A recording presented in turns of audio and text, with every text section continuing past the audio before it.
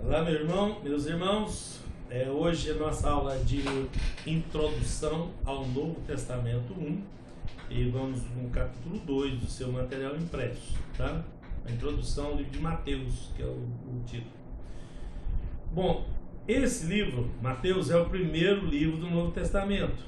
A sua mensagem é especial para esclarecer, primeiramente, aos judeus que Cristo é o Messias prometido nas escrituras hebraicas, tá? Então ele é destinado primeiramente aos hebreus. Todos os evangelhos são destinados a todas as pessoas, mas primariamente ele tem um público-alvo específico, tá? Então a palavra Mateus vem do hebraico, significa dom de Deus, tá? E é uma abreviação de Matatias, tá? Que era chamado quando, é o nome que ele era chamado quando ele era cobrador de impostos, tá? Ou publicano, que é Levi, tá? Que quer dizer associado, tá?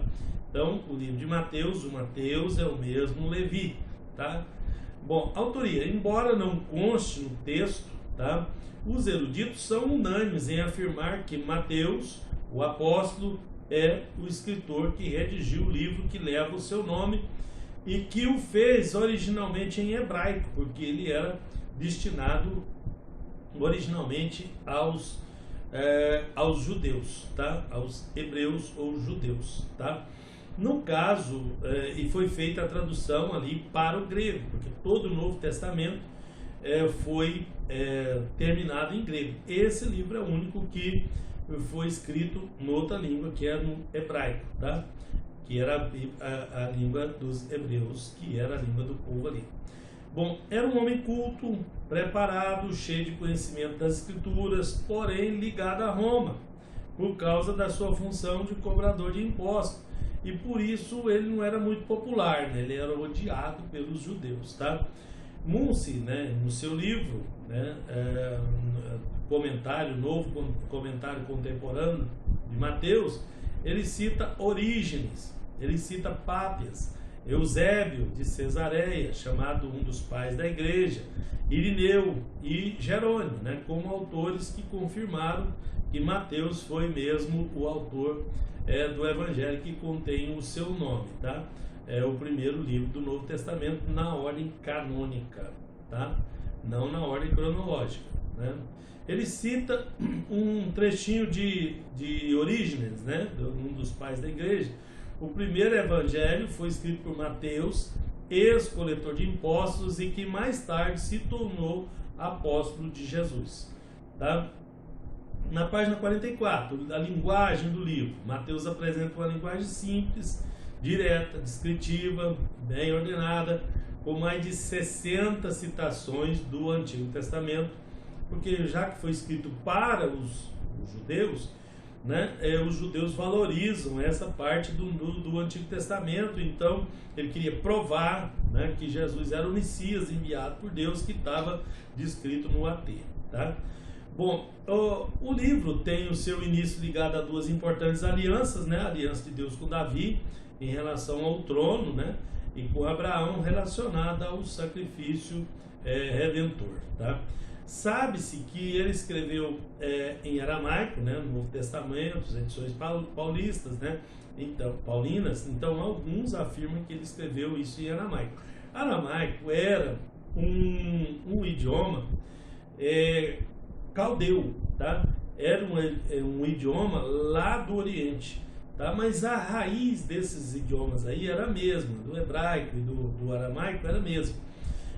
Da vinda deles de volta lá do exílio, né, o povo falava era aramaico, já falava aramaico, eles quase não compreendiam o hebraico. Então por isso que há essa, né, provavelmente o Mateus falava aramaico, como Jesus também falava aramaico, tá?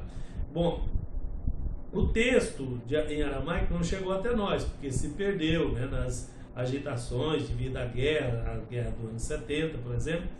Porém, a tradição cristã não tem dúvida em afirmar que o texto grego de Mateus é inspirado por Deus, né? Então, segundo os historiadores, ele foi escrito por volta do ano 60 depois de Cristo, após o Evangelho de Marcos, que Marcos escreveu dele primeiro, depois Mateus, né? escreveu o primeiro dos quatro, né, que foi o primeiro dos quatro, tá? A quem foi dirigido inicialmente? O livro de Mateus, como eu disse para vocês, é destinado a todos de um modo geral, mas aos judeus de um modo específico. Então faz sentido, mais sentido ele ser escrito em aramaico do que em hebraico, já que os judeus tinham perdido o hebraico e todo mundo ali, inclusive Jesus, falava era aramaico, tá? Justifica-se tal argumento pelo fato dele citar mais de 60 passagens do Antigo Testamento, insistindo com seus leitores que Jesus é o Messias prometido. Então, o que Mateus queria era provar que Jesus era o Messias que estava prometido lá no AT, tá? A primeira fase do livro, o livro das gerações de Cristo, filho de Davi, filho de Abraão, tem característica judaica, porque eles dão muito valor na linhagem, na descendência, né? Até hoje eles são assim. E outra coisa, a ausência de explicação dos costumes de Israel, né? Que não tem isso no livro de Mateus, né? Prova que ele foi escrito para os judeus, que eles eram familiarizados com isso, então eram conhecedores disso, né? De todo mundo lá conhece muito bem isso, então não foi citado isso, tá? Já nos outros livros sim tem, tá? No livro de Marcos, no livro de Lucas.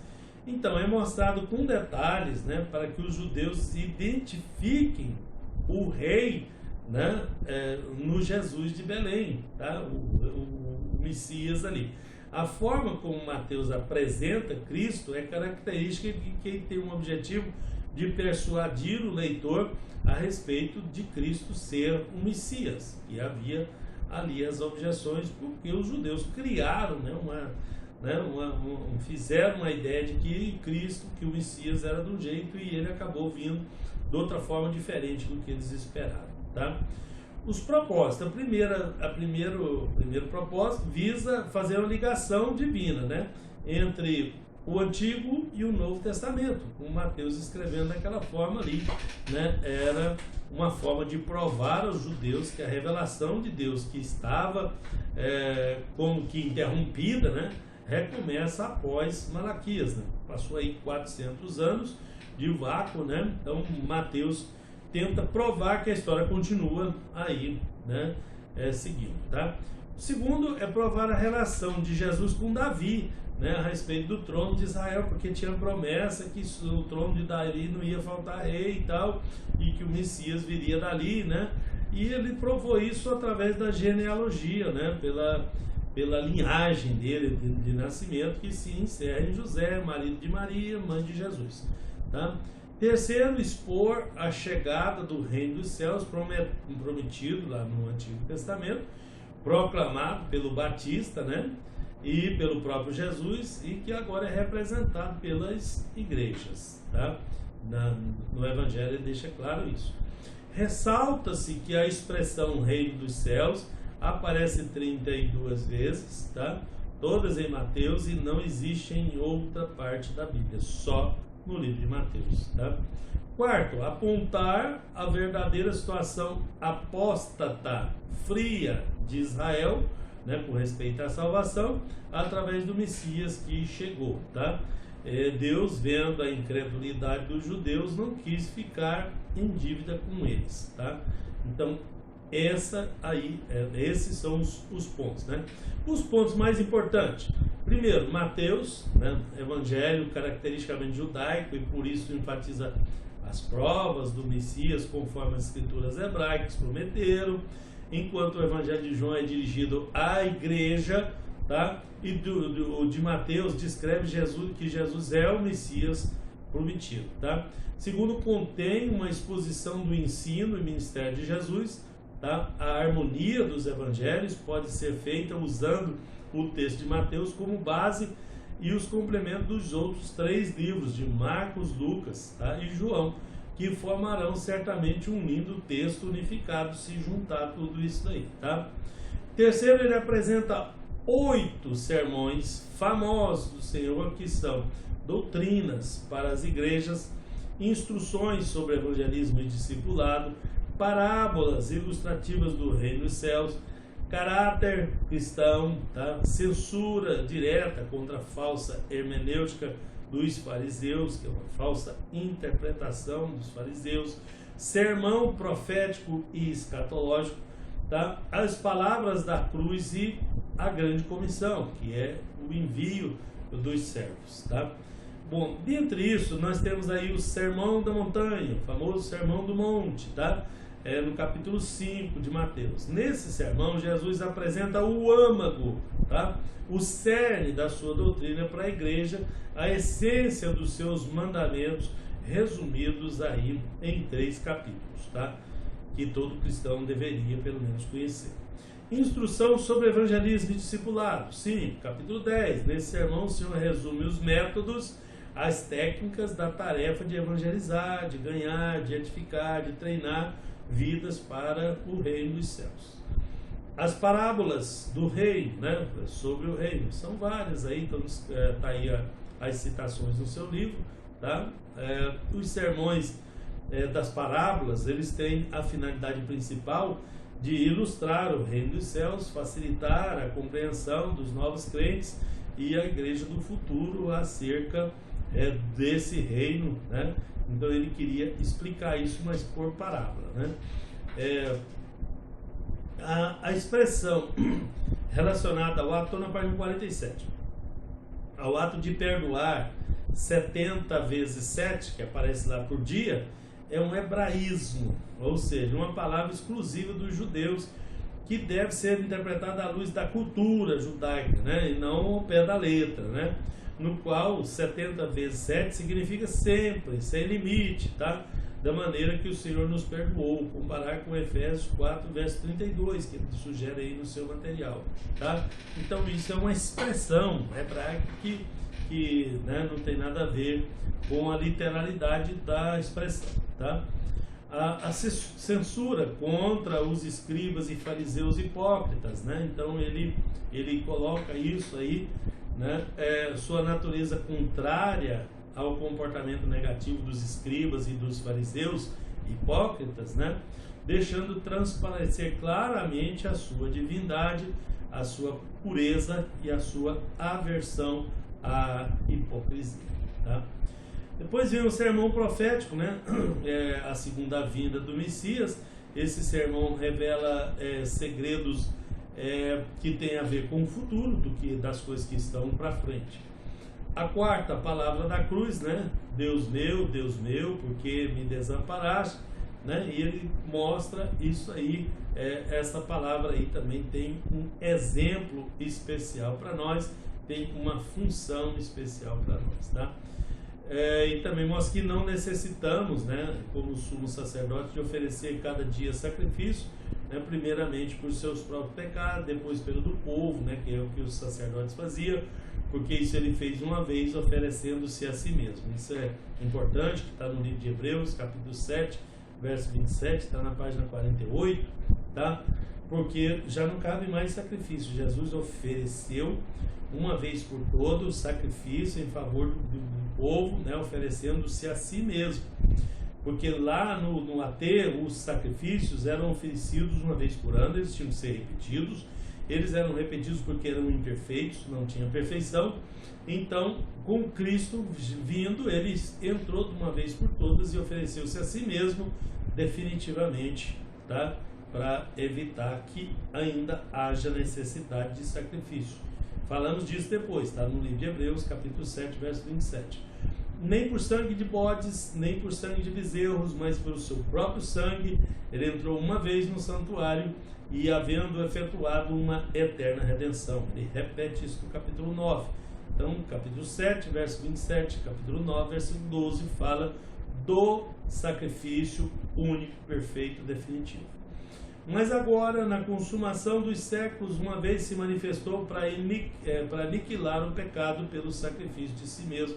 Isso complementa o que ele já tinha dito, tá? Por fim, a grande comissão, né? Ou comissão missionária, tá? Que é a ordem de evangelismo e discipulado, que ele passa em Mateus, no capítulo 28, finalzinho, né? Do verso 18 ao 20. Após a ressurreição, esse pequeno e significativo sermão penetra nos corações dos discípulos, né, e ultrapassa barreiras dos limites das nações e visualiza os perdidos em todos os cantos da terra, né? E a ordem dói e ecoa, ide, né? Ide, ide. Então isso é o que ele espera de nós, é a grande comissão, é a grande ordem dele, né? Que nós temos que levar esse evangelho, que temos que propagar esse evangelho aí, né? E o nosso coração tem que estar aberto para esse mandamento aí, para que cumpramos esse mandamento. É um mandamento do Senhor. Deus abençoe a todos os que vierem, tá? Nessa aliança tem dois lados, tá? O lado divino e o lado humano. O lado divino, ele se compromete a abençoar, tá? Todas as famílias da terra. Do lado do homem, né? Do lado humano, o homem teria que crer nas promessas e esperar o cumprimento fiel a seu favor, né, e a favor de toda a humanidade. Então, o âmago interior, o cerne dessa aliança é a salvação pela graça de Deus, né, oferecido por meio de descendente de Abraão, de um descendente de Abraão, que é Jesus Cristo, tá? Então aí estava, né, a salvação pela fé. Abraão então é considerado o pai dos que creem por causa da aliança, né, abraâmica, tá? De Abraão com Deus. Bom, isso aparece então em seguida as 4 dispensações. Estou no final da página 20, tá? Pré-dispensação, que é antes das 4 dispensações, que é a eternidade passada, né? Tudo que passou para trás. Não é dispensação, mas é onde, né, introduziu para chegar na primeira, né? É o começo das ações de Deus a favor da eternidade, quando ele planejou a igreja, sendo bendito o nome de Deus eternamente, né, de eternidade em eternidade, né? Está lá no livro de Daniel, capítulo 2, versículo 20. Ok?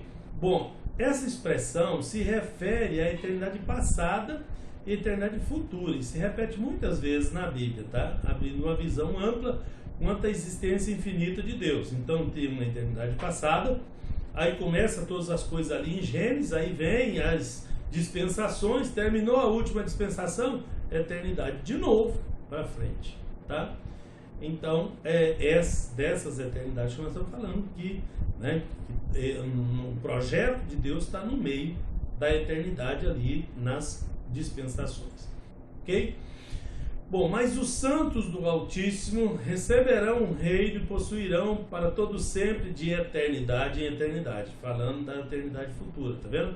Na eternidade passada não havia seres humanos, só a Trindade e os anjos, né? Então aqui mostra claramente, né?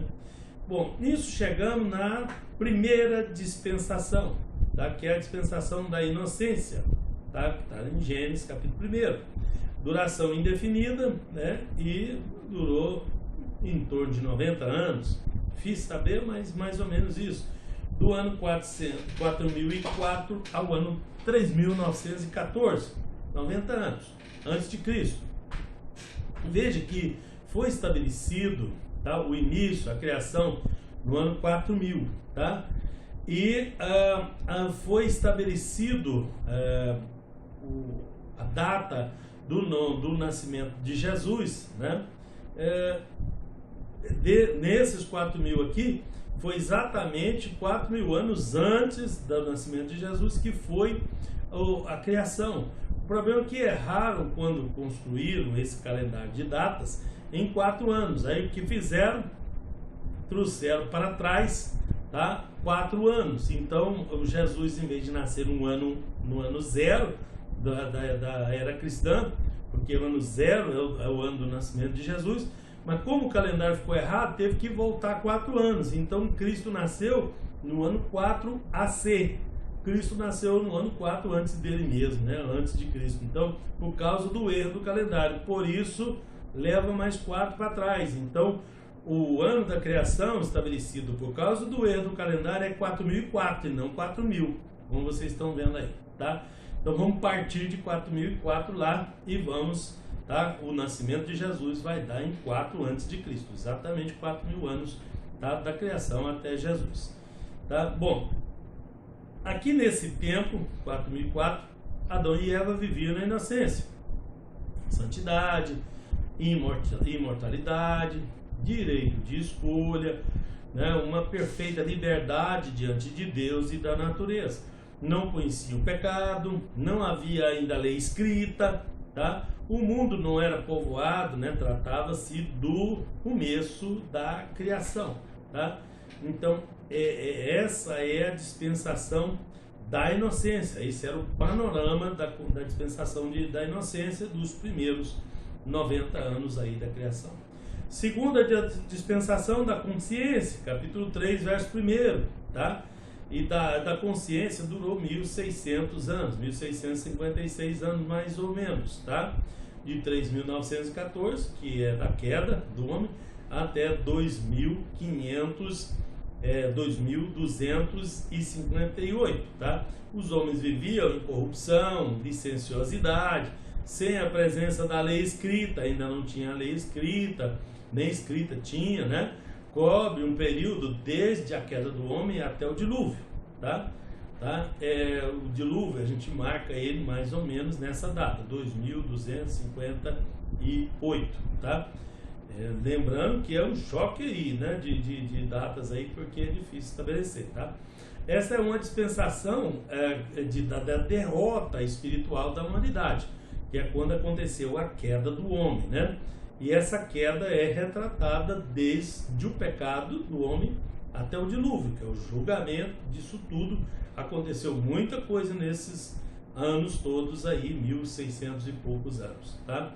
Bom, a terceira dispensação é a do governo humano, tá? Mais ou menos 427 anos. Cobre o período que vai do dilúvio até Abraão, né? Lembra que eu falei para vocês, 427 anos, né? Antes de Abraão aconteceu o dilúvio, tá? Aqui Deus está repovoando a terra, tá? Com uma nova geração, tá? Pós-diluviana, que aquele povo anterior é chamada pré-diluviana, tá? Essa geração depois é chamada pós-diluviana, tá? Que são descendentes direto de Noé e dos seus filhos, daqueles 8 que foram salvos ali das águas, tá?